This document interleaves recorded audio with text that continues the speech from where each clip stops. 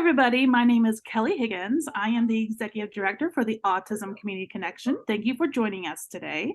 ACC has a lot of different programs. We have a lot of programs for young adults, for teens with autism. We do a lot of family support. We have a lot of social events coming up. Our next social event coming up is our trunk or treat on October 21st. And tonight we have Amy Corbin with us. She is the Executive Director for the INvestABLE Indiana. So Amy, thank you for joining us. Thank you, Kelly. Thank you for being here tonight, Andrea, and for whoever is watching this in the future. Thank you for your engagement on this. So my name is Amy Corbin. I'm the Executive Director for the Indiana ABLE Authority, and I oversee our state-sponsored ABLE Savings Program statewide, and it's called INvestABLE Indiana. And this is Indiana's unique ABLE savings option. So if you haven't heard of ABLE accounts before or aren't, maybe you've heard of them but don't have a lot of knowledge about them. Hopefully that's why you're tuning in today. But ABLE accounts allow for two key opportunities. The first being that all the funds in an ABLE account grow and are withdrawn tax-free as long as they're used for qualified expenses. And then the second, and probably most important key benefit from an ABLE account, is that the money is all protected from being counted as part of that resource limit that programs like Medicaid and SSI have. So it allows folks to save money and not lose access to their means-tested benefits such as Medicaid, SSI, housing benefits, and even food benefits such as SNAP. The program came along, or was enacted or the accounts were enacted rather, in 2014, and then the states had to go about and develop and launch their programs on their own. So most states nationwide have some sort of ABLE savings option at this point. Most states allow out-of-state enrollment, including Indiana. So if you live in Indiana and move out of the state, you can keep your account here of your own or your loved one. Or we even have a lot of folks who maybe their loved one lives in the state and the person who is managing their account lives out of state, or the person has just enrolled in Indiana's program and they live out of state. So we do accept out-of-state enrollment. Some states do require that you be a resident of their state to enroll in their program. But again, ABLE accounts allow for that tax-free savings for some individuals with disabilities to save money and not lose benefits. I will expand on what that eligibility criteria looks like and what qualified disability expenses from an ABLE account look like. You might hear ABLE accounts being referred to as 529s. That is just another name for ABLE. These ABLE accounts were modeled off 529 college savings accounts. And then I mentioned that already, that the assets and the money taken out of the account, as long as used for those qualified expenses, are disregarded for determining eligibility for most federal means tested benefits. So I tell folks, think of it as a protected savings and investment account that allows folks to save more than $2,000 and maintain eligibility for those benefits. But I'll touch on the fact that an individual does not have to be receiving benefits to find an advantage in having an ABLE account or to have an ABLE account, because as long as they meet the eligibility criteria that I will explain here in a moment, they can take advantage of that tax-free savings. So just a little bit of background of how we got to INvestABLE Indiana. We partnered with 17, I think it's about 18 other states to offer ABLE programs that are unique to our own states. So when you invest and enroll in Indiana's program, you are enrolling in our program. But these states, this National ABLE Alliance just takes an economies of scale approach in offering our program so that we can offer an inexpensive, user-friendly, and easy to understand program. And so we just celebrated our 6th anniversary this past July. We have approaching 2,000 accounts with, I think at this point, about 14 million in assets under management.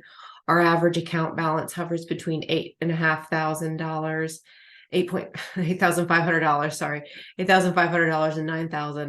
$9,000. So on average, folks are saving about that much. So it's an incredible jump from only being able to save $2,000 in the past. And I do acknowledge that prior to ABLE accounts, the only option to save really was a special needs trust. And I will try to touch on some of the differences between ABLE accounts and special needs trust, because while they are two very different savings protection options, they can be used together, and there are advantages to having both, or maybe one or the other, depending on what one's needs and savings goals might be. So eligibility for ABLE accounts, there is criteria that has to be met to enroll in the program or to have an account.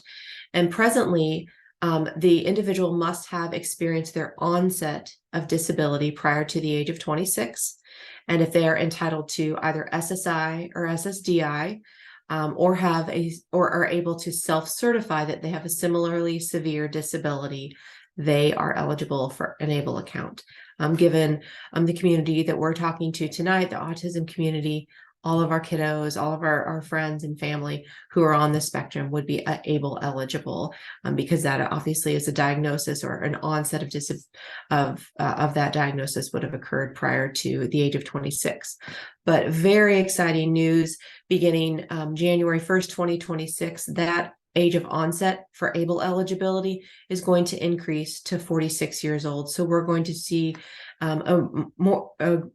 a larger population of individuals who will become ABLE eligible, including folks that have, obviously experienced disability later in their life, maybe veterans who have left their service with a disability, folks who maybe incurred a TBI or other later onset disability in one's life. So I'm very excited to be able to share that with you all. So of course, as I mentioned, an individual does not need to be receiving or entitled to benefits such as SSI or SSDI to be ABLE eligible, as long as they meet that disability onset before the age of 26 and can self-certify that they have a similarly severe disability, they could have an ABLE account. And the eligible individual can open and manage their own account, or an authorized individual can do so on their behalf. And an authorized individual that can act on behalf of someone with an ABLE account is a person that has to lie somewhere on this hierarchy. And at the top of that hierarchy starts a power of attorney.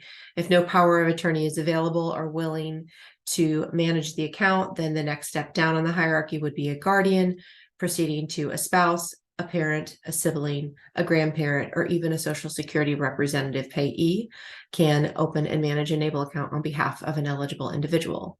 And speaking of Social Security representative payees, so when an individual is receiving SSI benefits, those SSI benefits can be direct deposited into an ABLE account, or if there are remaining funds from the SSI benefit at the end of the month, then those funds can be put into the ABLE account. So an individual does not have to spend down their resources, maybe buy an extra TV or whatever, what have you, to maintain eligibility for their benefits, such as Medicaid. So again, it's a protected savings and investment account option with ABLE. So I mentioned someone doesn't have to be receiving benefits to be ABLE eligible. If they can self-certify and meet that age of onset criteria, they are ABLE eligible. And under ABLE self-certification, they just need to be able to attest to having blindness as defined by the Social Security Act, or essentially meet Social Security's definition of disability. And that is a medically determinable physical or mental impairment that has lasted or expected to last at least 1 year or result in the individual's death. And they need to have this written disability diagnosis in their possession, signed by a physician. We do not collect that written diagnosis in our enrollment process. It is just simply a self-attestation. You click a radio button stating that I or my loved one is ABLE eligible, based upon self-certification. We do tell folks that they need to be able to recertify annually and maintain that eligibility verification. So maintaining that diagnosis in their personal records. And our annual recertification process is simply communication that is sent to the account owner or their authorized individual in a year-end statement that says, by continuing to have open their INvestABLE Indiana account, they are attesting to still being ABLE eligible. So you don't have to jump through hoops or provide any additional documentation at the year's end to recertify that eligibility. So it's just communication. So if someone were to ever, be relieved of their disability or fall out of eligibility for an ABLE account, they would just have to notify the plan that they are no longer ABLE eligible. All right, so qualified disability expenses from an ABLE account. This is where I get a lot of questions, and somewhat understandably so, because qualified expenses from an ABLE account are actually very, very broad. So broad that even basic living expenses listed at the top of the list on the screen are considered qualified. So I always like to summarize qualified expenses from an ABLE account as the following. The expense from the ABLE account must somehow be related or tied into that individual living with their disability and can improve the individual's health, independence, or quality of life. So maybe the way that it's tied to them living with their disability is that they have no other non-ABLE funds to pay for this life expense, because it's hard to pay for certain expenses, such as going on a vacation or maybe paying for housing expenses or their rent or living on their own or buying a vehicle. Maybe it's just hard to save for those things when an individual is limited to $2,000, sometimes less, sometimes more to their name. So basic living expenses, as I mentioned, are qualified. Education, I mentioned that ABLE accounts are modeled off of 529. So we have seen folks roll over funds from 529 accounts into ABLE accounts because that is allowable. They roll over those funds from the 529 account into the ABLE account to have that flexibility, that increased flexibility of spending from the ABLE account to all the different areas, as you can see on your screen, but also be able to potentially spend the ABLE funds on those educational expenses if their loved one might receive some sort of educational training or vocational training in the future. Health and wellness, maybe someone wants to buy some home gym equipment to stay active, to stay healthy. Housing expenses are considered qualified from an ABLE account. I will mention a couple of unique factors to keep in mind with housing expenses from an ABLE account. When an individual withdraws money from their ABLE account to pay for a housing expense, that money must be spent in the month that it is withdrawn. So, for example, if they're pulling out 2 months worth of rent, say for March and April, then they need to pay for March and April in March. Pardon me. So they don't want to hold back those funds until April for April's rent, for example, because that could potentially impact their benefits. And that is only exclusive to housing expenses. Another fun fact to keep in mind regarding housing expenses being paid for from ABLE accounts is that when an individual pays for a housing expense from an ABLE account, it does not impact or reduce their SSI benefit whatsoever. If an individual were to use funds from a special needs trust to pay for a housing expense, it would result in a direct impact or reduction rather to their SSI benefit. So that is something important to keep in mind, that housing expenses are a qualified expense from an ABLE account. So again, one of the differences between ABLE accounts and special needs trusts. Transportation costs, maybe someone is using their ABLE account to pay for Lyft or Uber fare. We see a lot of individuals who are using their accounts to save for a vehicle. A lot of folks who are using their ABLE accounts to save up for living independently, maybe buying their own place or being able to pay for first and last month's worth of rent to live, to get into their own apartment. Financial management, an example of that might be, this is an savings and investment product. If we're working with a population that has historically been unable, for the most part, to invest in the market, or any sort of market-based funds, they may not be sure where to put their money when they open their INvestABLE account. So they can go pay for that financial advice from that third party from their ABLE account. Employment training and support, assistive technology, other personal support services. Maybe they need some sort of aid or support to travel with them when they go on a trip, or some sort of, maybe they need to have an accessible vehicle when they get to their destination. They can use the ABLE account to pay for that expense. Even funeral and burial expenses are considered qualified from an ABLE account. So as you can see, it's probably easier to look at what may an ABLE account not be able to pay for, compared to what can it be paid for. And while I'm not giving tax or able to provide tax or legal advice related to these qualified expenses, I just emphasize these different areas to help exemplify the broadness and the flexible nature of how an ABLE account can be used. So I mentioned that tax advantage savings from an ABLE account, and that so post-tax dollars fund the account, and then the funds can grow and be withdrawn tax-free as long as the savings is used for those qualified expenses. If the savings portion of the withdrawal, if the savings is used for what would be considered a non-qualified expense, then the earnings portion of the withdrawal would be treated as income, and then the individual would essentially have to pay taxes on the earnings portion, since it had not been taxed yet. So it would be taxed at the account owner's tax rate and subject to a 10% federal tax penalty and any other applicable state taxes. So they're essentially paying taxes on the earnings portion, not the full withdrawal amount, but the earnings portion of the withdrawal, and the earnings portion will be considered income to that individual. The retirement savings contributions credit, also known as the Savers credit. I always tell folks to speak with their tax advisor to see if an individual might be eligible for this Savers credit.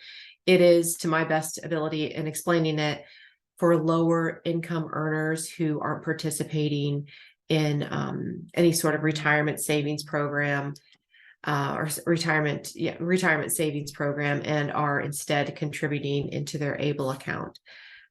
So if an individual thinks they might be eligible for that Savers credit, check it out and see. Of course, all that information is on the IRS website as well. And then I'm very excited to announce that beginning taxable year 2024, so just around the corner, any Hoosier taxpayer who contributes into an INvestABLE Indiana account, whether it be that of their own or a loved one, will be eligible for a state tax credit of 20% of their total contributions, worth up to $500.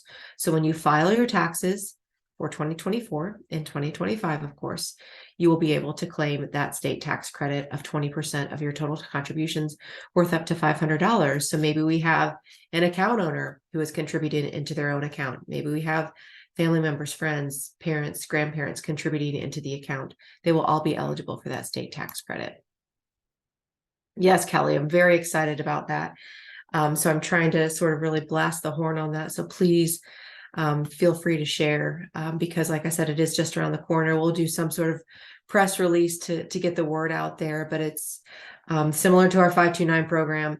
It's just a lot of it's going to be word of mouth. I know when our 529 program started having their 529 state tax credit, the program really grew significantly. And I'm hoping not just for our program to grow, but for this population who on average incurs such a substantially greater cost of living when living with a disability than an individual who is not living with a disability, that they can take advantage of that state tax credit to help support them or their loved one in their savings goals and their needs. All right, so the next couple slides, I'm going to throw some numbers at you. The first being $100,000. So if an individual is receiving SSI, they can save up to a maximum amount of $100,000 without impacting their SSI benefit. If their ABLE account balance goes over $100,000, then their monthly cash benefit from SSI will be temporarily suspended until it drops below $100,000. Their ABLE balance drops below that amount. They do not lose eligibility for SSI benefits, but they do lose that monthly cash benefit. Other benefits, such as Medicaid, housing benefits, SNAP, they will maintain the eligibility for those benefits regardless of that $100,000 limit. The possibility of Medicaid recapture after death of the account owner only exists in certain circumstances. It is not inevitable. And the circumstances surrounding the potential for Medicaid recapture are when an individual is receiving, Indiana Medicaid has taken the position that they will not actively seek recapture from ABLE accounts unless they're federally required to do so. And those federal requirements exist when an individual is age 55 or older and passed away, and they received certain types of Medicaid, such as waiver or other benefits or Medicaid benefits that provided long-term services and supports. Medicaid doesn't get the first slice of the pie, of the ABLE pie, upon the death of the individual. First, any remaining funds in the ABLE account must go to pay for any outstanding expenses from the ABLE account. So if they have additional housing expenses, any additional outstanding medical bills, bills and, kind of in general could be paid for from the ABLE account as it supported the individual's quality of life when they were alive. Even funeral and burial costs are considered qualified expenses from the ABLE account. So it could be in that certain circumstances that the ABLE funds are exhausted before Medicaid can recapture, or the individual didn't meet the recapture requirements or recapture criteria with Indiana's Medicaid to seek recapture. So for example, we've had about a dozen account owners pass away, unfortunately, in Indiana's program. Pardon me, and we've only seen Medicaid recapture from a couple of them. So it is not inevitable, and Medicaid does not get that first slice of the pie from the ABLE account. If Medicaid doesn't recapture from the account, then the funds simply revert to the estate of the individual, or the funds can even be rolled over to a qualified sibling of that individual with a disability.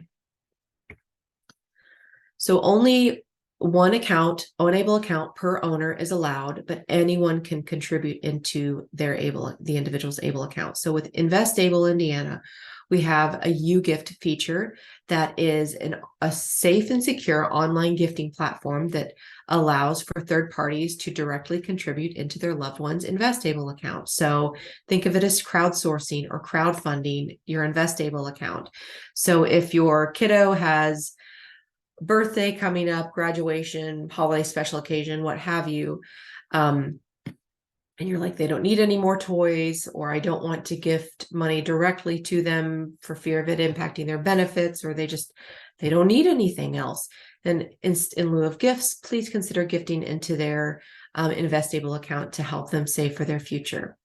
That being said, a maximum of $17,000 per year from all combined sources can be contributed into the ABLE account. So if mom and dad are contributing $10,000 into their child's INvestABLE account in 1 year, then the other combined sources cannot exceed that additional $7,000. So presently, for this year, the annual contribution limit is $17,000. We will see if that increases next year. That annual contribution limit does go up every so often to account for inflation. It is actually based off of the federal gift tax exclusion limit. So once that goes up, then the annual contribution limit for ABLE accounts goes up. I mentioned rollovers from 529s into ABLE accounts. That is allowable. That rollover cannot exceed $17,000. So if you have a kiddo that you had been saving for in a 529 account, and you're like, hey, this ABLE thing is pretty cool. I think I'd like to open up an ABLE account and put the 529 savings into the ABLE account.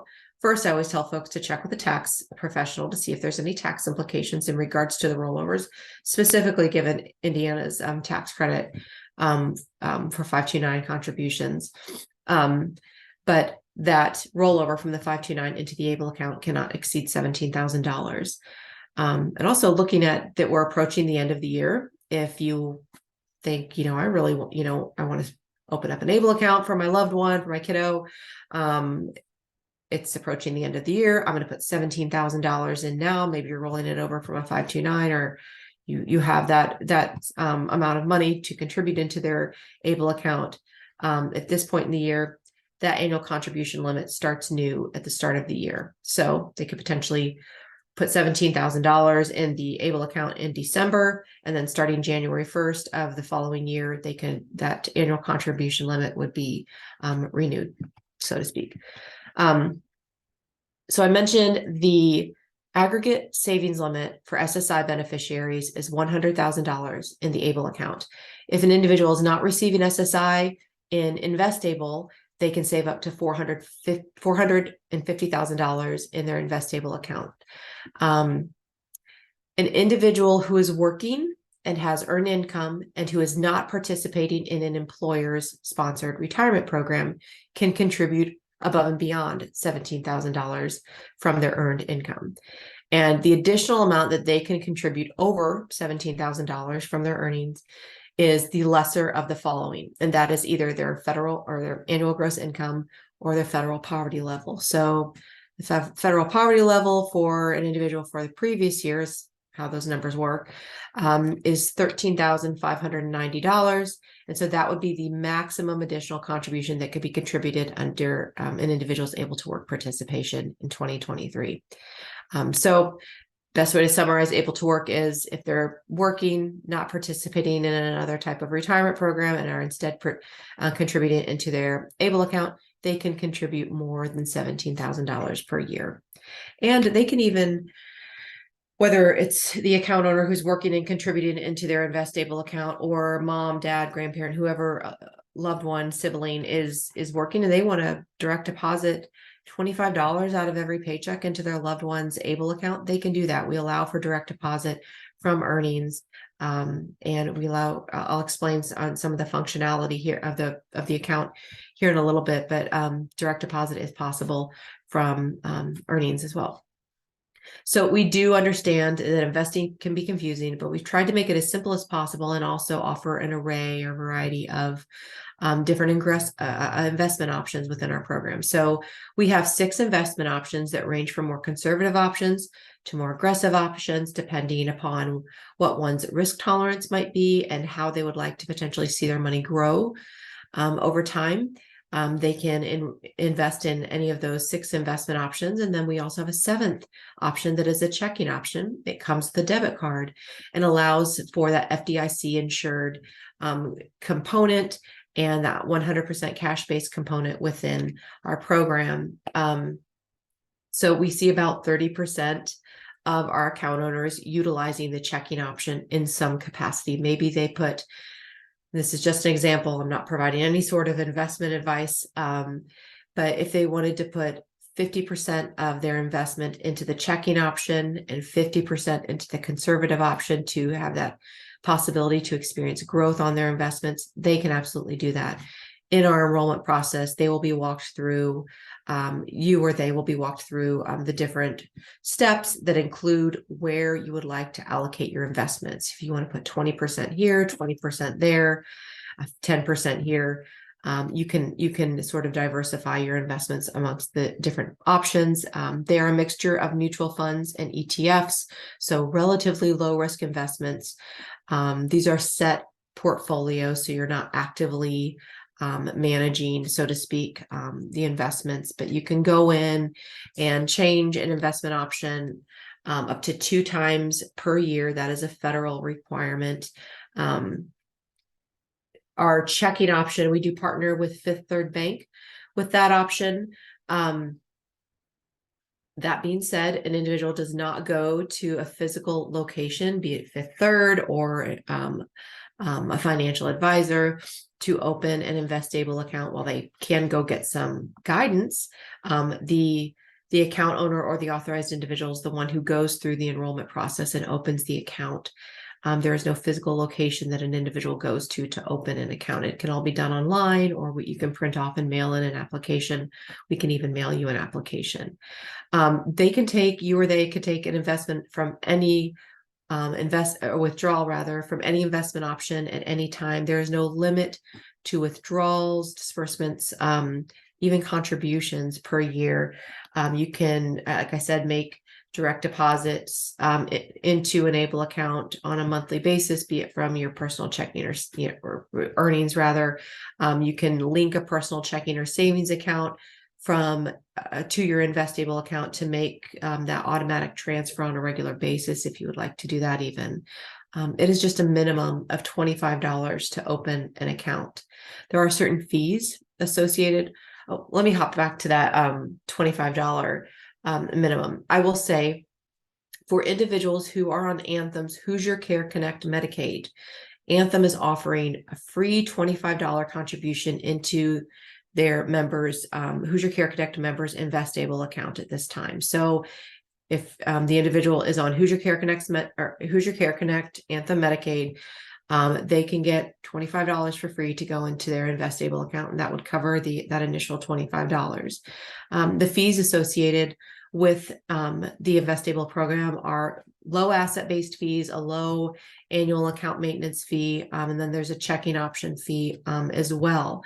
The annual asset-based fees on the investments only range from 0.30 to 0.33%. And then that account maintenance fee is either $58 per year or $33 per year. Those amounts are assessed quarterly at lower rates. So if an individual was being assessed that $58 per year account maintenance fee, that would be assessed quarterly at $14.50. If they receive their statements electronically, so if statements can be emailed to the account owner or the authorized individual, then they receive that fee reduction in the account maintenance fee to $33 per year. And that is assessed quarterly at $8.25. So again, reduced maintenance fee if enrolled in e-delivery. And then the checking option is $2 per month, but this can also easily be waived if they maintain an average daily balance of over $250, or if they can enroll or receive statements electronically with Fifth Third for the checking option. So our website is in.savewithable.com. I always tell folks to take a look at the program disclosure statement. There's a ton of information, everything imaginable that you could think of about the program within that program disclosure statement. You can also reach out to me directly. While it's just me that oversees the program for the state, I'm more than happy to be a resource to you. But I always, given that I'm just a party of one overseeing the program for the state, or an agency of one, I do always encourage folks to reach out to our client services team for more information, or if they have questions, or specifically if they need help with anything account related. So our client services team can directly jump into the back end, see what's going on, and answer any questions for you.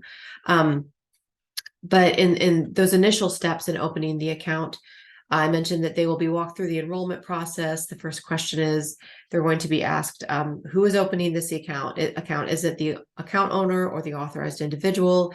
If it's an authorized individual, where on the hierarchy does your authority lie? You don't have to provide any substantiation or proof via paperwork of your authority unless you're a power of attorney. So if you're enrolling for someone as an authorized individual, then you would, as a power of attorney rather, then you just have to provide or upload in the enrollment process that power of attorney paperwork. And then you'll just need to make sure that you have on hand for the enrollment process certain personal identifying information, such as a street address, social security or taxpayer ID number, a birth date. And then again, you can link a personal checking or savings account to pre-schedule contributions from either of those accounts. As I said, enrollment can all be done online at in.savewithable.com. Some of our enrollment tiers are under construction right now for online enrollment, so you can fill out a paper application and mail it in. If you have any questions during the enrollment process, I'll give you our client services team's number, so that you can reach out to them and they can help walk you through the process or answer any questions. Again, it's just a minimum of $25 to open an account, and then certainly choose from those long-term and multiple, just different investment options to save for you or your loved ones' needs, savings goals, and then always encourage folks to utilize that U-Gift feature for those third-party contributions. So this is just important legal information that states that I'm not allowed to give tax or legal advice. This material is for general and informational purposes only and not intended to provide any such advice. So in my presentation, I tried to touch on a lot of these frequently asked questions. If one of them jumps out to you this evening, please let me know, or, while you're watching this, if any of them jump out to you and you want to touch on them specifically, please feel free to let me know. But that wraps it up. Happy to answer any questions this evening. My email is acorbin@tos.in.gov. I almost stated our website instead of my email, but again, that's acorbin@tos.in.gov. And our website is in.savewithable.com. Our client services number is 888-609-3457, and they are happy to help answer any questions as well. So thank you. And that is all I've got. Any questions, Kelly or Andrea? Andrea, do you have any questions for Amy?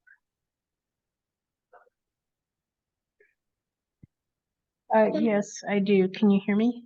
I can. Okay, just a second. Trying to figure out. Yes, here we go. I gotta find the where I had it here on my notes.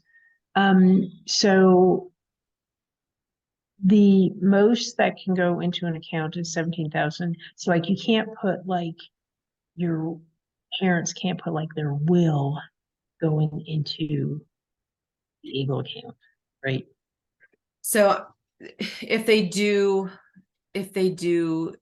gift or will an amount to their loved one, to their grandchild, for example, then that amount could not go over $17,000 per year. So if we're looking at an amount over that, then another option would be to look at a special needs trust. You could split the contribution between the ABLE account and the special needs trust. Okay. I had another question. Yeah. I gotta look at my notes.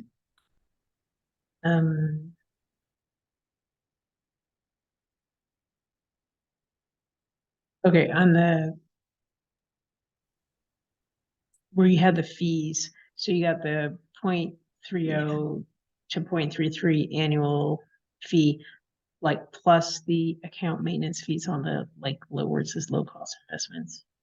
Yeah. Okay, so it's is that correct?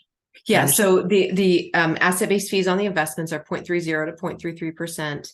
And then the account maintenance fee is either $58 or $33 per year, depending on how you receive statements. And then the checking option is $2 per month, depending on how you receive statements, or if you maintain that average daily balance of over $250. So you can easily waive that checking option fee and reduce the account maintenance fee. Okay. And then I don't know if you know this answer or not, but when Medicaid is trying to recapture, are they recapturing like the actual, like over the entire lifetime of the person? No, and that is a great question. And normally I touch on that in my presentation, so I'm happy you asked that question. Medicaid can only look at the window for recapture during the time the ABLE account and Medicaid was active together. But it's always important to keep in mind that, like I said, they don't get the first bite at the apple, slice of the pie, whatever analogy you want to use. First, that money has to go for any outstanding expenses. So if they have any of those, qualified, very, very broad qualified expenses that are outstanding at the end of their life, then those funds can be used. So let's say the individual passes away, and whoever's managing their estate or end of life expenses, what have you, contacts the program. They say, my loved one passed away. We need to close out the account. We will ask for, certain proofs of, proof that the individual is no longer has passed. And sorry, I told you I would have someone join me this evening. And then we'll say, are there any outstanding expenses? And they say yes or no. We don't ask what those expenses are. You can say yes or no. If you say yes, we will remit the amount that they have outstanding. Give me a second, please. Or, even if that's the full amount for those outstanding remaining expenses. And then if Medicaid does recapture in those certain circumstances, again, the individual has to be 55 or older, and on certain types of Medicaid, they only look at the time period that ABLE and Medicaid were active together. So it's not retroactive. Can you go back? Because you said the same thing about the 55 or older. I didn't catch what you were talking about when you were talking about the 55 or older. So that's for Medicaid recapture. And I'm trying to summarize it as best as I can because I'm not a Medicaid expert, or the different types of Medicaid and programs that they have under their umbrella. But Indiana Medicaid will only seek recapture from ABLE accounts unless the federal government requires them to do so. And that in those circumstances that they're federally required to recapture from an ABLE account is when the individual is aged 55 or older or on certain types of Medicaid that is providing certain long-term services and supports. But I do believe the waiver falls under that. Okay, so if they're age 55, then the government says, or older, then the government says they have to do it. Or if they're on a waiver, the government says they have to do it. And again, I'm not the Medicaid expert, but I believe the waiver is under that federal recapture requirement.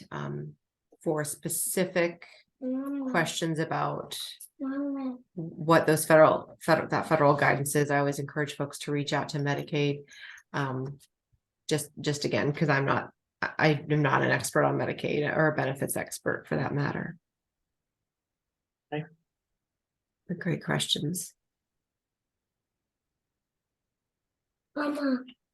Amy, will you send me this presentation as a PDF, and I will send that out to everybody who has registered for this webinar? I absolutely will. Certainly, and I'll share some other resources as well. I have a FAQs, some FAQs you can share, make copies of. How on your website, if you have a resource page, if you'd like, I'll send a brochure, slides, and then I also have a comparison chart that compares ABLE accounts and different types of special needs trusts that can be Okay, perfect. Yes, absolutely. Wonderful. Andrea, do you have any other questions? No.